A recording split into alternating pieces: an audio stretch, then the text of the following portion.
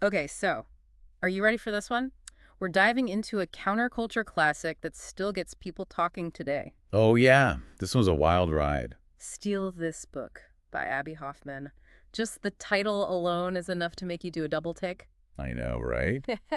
You got to wonder what you're getting yourself into with a title like that. Now, before anyone gets any ideas, we're not here to endorse shoplifting or anything like that. This book is more about resourcefulness and a kind of rebellious spirit than actual stealing. Right. It's more like steal in the sense of taking back control, taking what you need, kind of sticking it to the man. Exactly. It's a product of its time, for sure. The late 60s, early 70s, a lot of social upheaval going on, Vietnam War protests, a real distrust of authority, that whole power to the people vibe. Totally. And Abbie Hoffman was right there in the thick of it. Oh, yeah. A professional rabble-rouser, you might say. I like that. A real champion of sticking it to the man. And for Hoffman, stealing wasn't about swiping candy bars from the corner store. It was about reclaiming what he saw as rightfully belonging to the people, taking on corporations, institutions, that whole system. So instead of just accepting the way things were, Hoffman wrote this guidebook for shaking things up, getting what you need for free, if at all possible. And you know what's amazing? So much of it still resonates today, even if some of the tactics are a little outdated. It's that spirit of resourcefulness, right? Like, Yeah. who hasn't wished they could travel the world without spending a dime or, figure out how to get free food? Don't tell me you've never been tempted by a good travel hack. Maybe once or twice. Yeah. Okay, but speaking of free food, Hoffman dedicated a whole chapter to that. And some of his methods were, shall we say, a bit unorthodox. Oh, yeah. He was known for his outlandish ideas, that's for sure. This is where we get to the infamous dead cockroach on the dinner plate trick. Oh, man. Classic Hoffman. Just the audacity of it. I know, right? Even reading about it, I was like, no way he actually suggested that. It's like something out of a movie. But it speaks to his sense of humor. Yeah. He was serious about his message, but he also wasn't afraid to be playful, poke fun at the absurdity of it all. He was a master of satire, for sure. Mm-mm. But, okay, cockroach shenanigans aside, he also gave some genuinely practical advice for finding free food, like scoping out wholesale markets for surplus produce at the end of the day. Right. Places where they're just going to throw it out anyway. Mm-hmm. Might as well put it to good use. He was all about minimizing waste and maximizing resourcefulness. Yeah. And he wasn't afraid to get creative with it either. Oh, no. Like he had this whole thing about crafting a good story to increase your chances of getting free stuff. Give us an example. Okay, so say you need some extra produce. Yeah. You go to the market at closing time and you tell them it's for a church picnic or a big family reunion, something like that. Play on those heartstrings. Exactly. A little charm goes a long way. Hmm. But Hoffman wasn't just about individual action. He also believed in the power of collective effort, especially when it came to something as essential as food. And that's where his idea of the food conspiracy comes in. Okay, food conspiracy sounds a little ominous. Mhm. What are we talking about here? It's not as nefarious as it sounds. Basically, Hoffman envisioned a network of communities pooling their resources and skills to create a self-sufficient food system. So like a really organized potluck. Kind of. But on a much larger scale, he's talking about groups banding together to buy in bulk, sharing knowledge about foraging and gardening, maybe even baking bread and brewing their own drinks. Like a cross between a food co-op and a revolutionary movement. Exactly. It was about community resilience, taking control of their own sustenance, and yes, sticking it to the powers that be all at the same time. And you know what? It's an idea that feels surprisingly relevant today, what with the rise of community gardens and local food movements. Absolutely. Hmm. People are rediscovering the power of connecting with their communities and taking control of their food sources. All right, so let's say you've got your pantry stocked, courtesy of Abbie Hoffman's unconventional wisdom. Now you need to figure out how to get around. Right, because a rebel on the move needs reliable transportation. And of course, Hoffman had some very specific ideas about how to do that without spending a dime. I bet he did. Give us the lowdown. How did Hoffman suggest tackling transportation? Well, he was a big advocate for hitchhiking. He saw it as a way to reclaim the open road, kind of like a big middle finger to the automobile industry. I can see that, appealing to his rebellious side. Oh, yeah. But he didn't just say, stick your thumb out and hope for the best.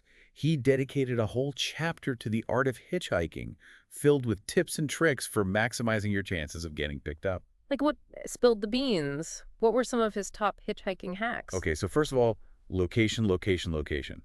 He talked about the importance of finding a spot where drivers could easily see you and pull over safely. Makes sense. You don't want to be stranded in the middle of nowhere. Right. Then there was the whole thing about dressing the part. looking approachable and non-threatening. And Mhm. he even suggested using local ordinances to your advantage. Okay, how Well, in some towns, hitchhiking was banned within city limits. So he'd tell people to ask drivers to drop them off just outside those limits. clever girl, working the system to your advantage. Exactly. It was about being resourceful and thinking on your feet. But I have a feeling hitchhiking wasn't his only trick up his sleeve. What about other modes of transportation? Yeah, surely he didn't expect everyone to just walk everywhere. Well, he did think walking was a great option when possible. Hmm. But he also had some more, let's say, daring ideas. Oh, I bet he did. Look what. One of his more controversial suggestions involved siphoning gas, which, let's just say, is definitely a product of his time and not something we recommend today. Yeah, we'll leave that one in the past. Definitely. It's important to remember the context here.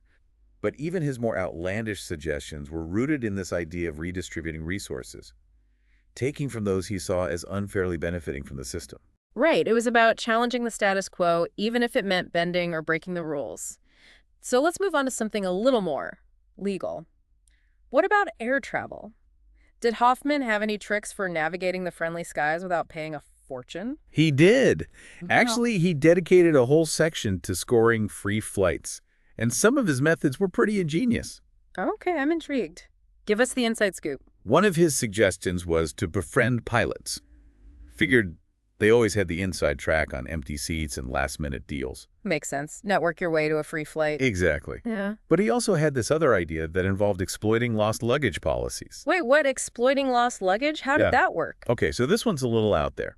Basically, it involved intentionally sending a friend to collect your bags so you could claim them as missing. Then the airline would pay up, thinking your luggage was lost, when in reality, you and your friend were already long gone with your belongings. That is next level I strategizing. know, right? It's kind of brilliant in a devious sort of way. Talk about finding a loophole in the system. And that's what's so fascinating about Steele, this book.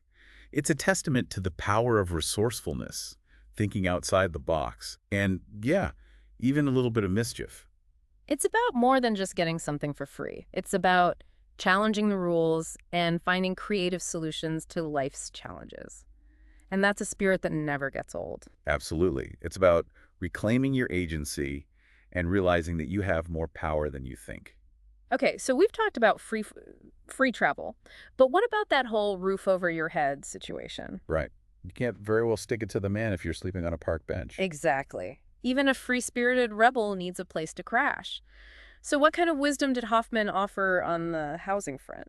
Well, he actually had a surprising amount to say about finding affordable housing, both in the city and out in the country. Really, I wouldn't have pictured Abbie Hoffman as a real estate guru. Maybe not. But he understood that having a secure base, even a temporary one, was essential for anyone looking to challenge the system. Right, because it's hard to fight for social change when you're worried about where you're going to sleep that night. Exactly. So for those living in urban areas, he dedicated a whole chapter to navigating the rental market. And what kind of advice did he offer city dwellers? Well, one of his suggestions was to check out university housing services, even if you weren't a student. Interesting. What was the logic there? He figured that university housing offices often had listings for off-campus apartments that weren't widely advertised. Ah, I see. It's like tapping into a secret stash of affordable rentals. Exactly. He was all about finding those little loopholes. But he also stressed the importance of knowing your rights as a tenant. Right, because it's one thing to find a cheap apartment, but you don't want to get taken advantage of by a shady landlord. Exactly. Hoffman wanted people to feel empowered to negotiate fair deals and stand up for themselves. So it wasn't just about finding a cheap place. It was about understanding the system and working it to your advantage. Absolutely. But Hoffman's housing advice wasn't limited to city living. He also had a lot to say about rural living, even homesteading. Homesteading Abbie Hoffman advocating for a back-to-the-land lifestyle. Now, that's not an image I would have pictured. You might be surprised.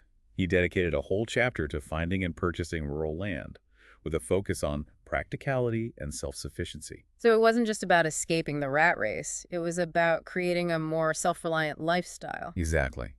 He even had advice on assessing the quality of the soil, potential insect problems, really practical stuff. Wow, he really thought of everything. He did. And he always had an eye for finding those little advantages, For instance, he encouraged readers to consider purchasing abandoned farms or properties with unused acreage. So you could potentially get more land than you paid for if the surrounding areas weren't being actively farmed. Exactly. It was about maximizing your resources and finding creative ways to get ahead. But even in his advice on rural living, there was this underlying theme of resistance. Like he talked about reclaiming materials from military bases for building. Of course, leave it to Abbie Hoffman to find a way to repurpose materials from the very institutions he was challenging. It's like he was always looking for ways to turn the system on its head. Absolutely. And that brings us to another important aspect of Steal This Book. While a lot of it focuses on practical advice for surviving outside the mainstream, it's also a call to action, a rallying cry for social change. Right. It's not just about getting free stuff. It's about questioning authority, challenging the status quo, finding your own path. Exactly. Hoffman wanted his readers to get engaged, raise their voices, fight for what they believed in.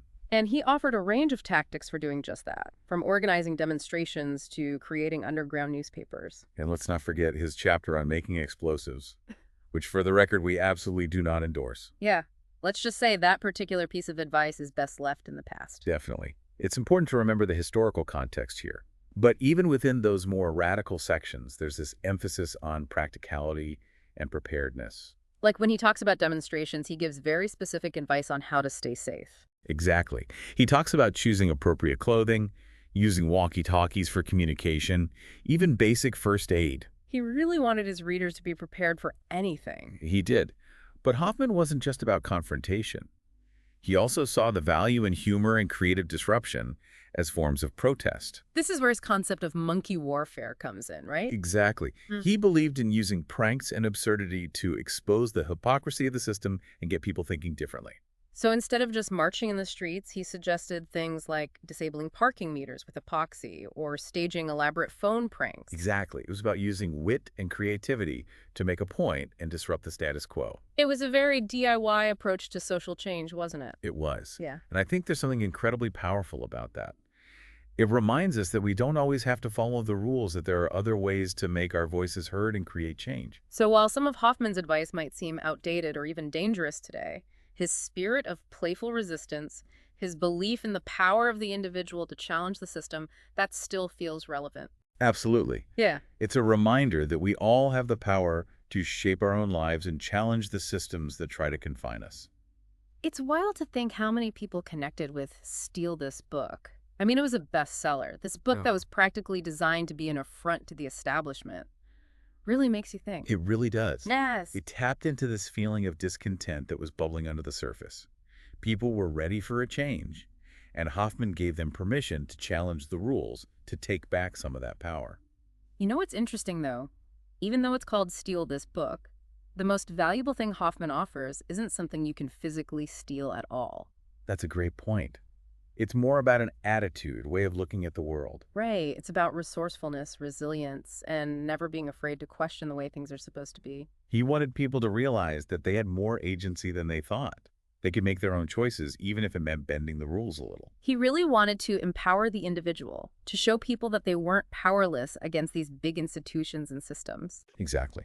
And he provided a ton of examples of what that could look like, whether it was finding a way to get a free meal, figuring out an affordable housing option, or even just hitching a ride across the country. He was all about thinking outside the box, finding those loopholes that other people just weren't seeing. Exactly. He challenged assumptions in a way that was both playful and profound. And sometimes he took it to extremes, like his advice on siphoning gas or exploiting those lost luggage policies. Oh, yeah. Those were definitely products of their time. Definitely. Not tactics we'd recommend today. But even those more outlandish suggestions were rooted in this idea of challenging the system, of exposing its flaws. Right. It was about poking holes in the facade and saying, hey, this isn't the only way things can be. Exactly. He wanted people to wake up and realize that they had the power to create change. So as we wrap up our deep dive into Steal This Book, what would you say is the most important lesson Hoffman offers to modern readers? That's a tough one. There's so many takeaways. But if I had to pick just one, I'd say it's the importance of cultivating a mindset of creative problem solving. That's a good one. Because we all face challenges in life, right? Financial insecurity, lack of access to resources, just feeling stuck in a rut. Exactly. And Hoffman reminds us that there's always another way, even if it's not immediately obvious. It's about tapping into that inner rebel, questioning the rules and refusing to accept limitations. Right. So the next time you're faced with a seemingly impossible situation, ask yourself, what would Abby do? I love that. It's like a mantra for creative problem solving. It is. And you might be surprised at the solutions you come up with. Well said. Well said. So while we definitely don't recommend trying the dead cockroach trick at your local supermarket, we do hope this deep dive has inspired you to embrace a little bit of that steal this book spirit. Question authority, challenge the rules, and don't be afraid to get a little creative with your problem solving. You might just discover a world of possibilities you never knew existed. Said it better myself. That's all the time we have for today, folks. Thanks for joining us for another deep dive. We'll see you next time.